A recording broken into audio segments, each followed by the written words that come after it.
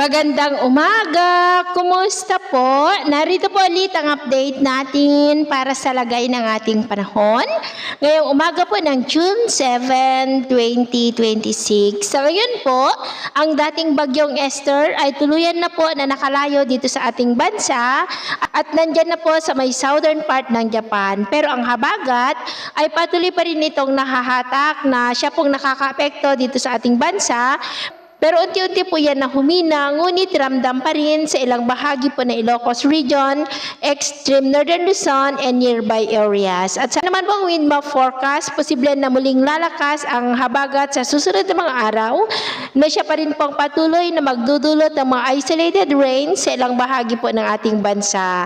At wala rin naman pong bagyo na nakikita mula rito na tatawid sa ating kalupaan, pero posible muli na may sama ng panahon na mabubuo dyan sa may South China Sea sa mga susunod na araw na siya pong patuloy na manghahatak ng habagat, na siya naman pong patuloy na magdudulot ng mga isolated rain sa ilang bahagi ng ating bansa.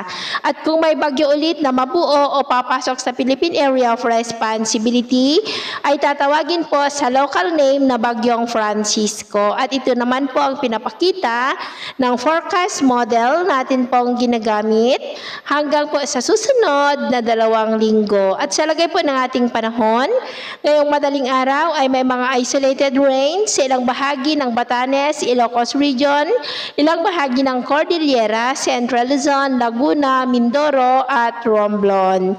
At mamaya po ay sisikat naman ang araw sa malaking bahagi ng bansa, pero may mga tsansa ng cloudy skies with isolated rain sa may extreme northern Luzon, ilang bahagi ng Ilocos Region and nearby areas. At mamayang hapon, mas maraming lugar po ulit ang makakaranas ng mas maulap na kalangitan with isolated rains, lalo na po sa ilang bahagi ng extreme northern Luzon, Ilocos Region, Cordillera, Quirino, Nueva Vizcaya, ilang bahagi ng Central Luzon, Camarines Sur, Catanduanes, Marinduque, Mindoro, Northern Palawan, Masbate, Aklan, Antique, Negros, Basilan, Zamboanga, Northern Mindanao, Sorsogon at ilang bahagi ng Davao. Kaya mag-ingat po tayo, lalo na po sa mga banta pa rin ng mapagbaha at pagguho ng lupa.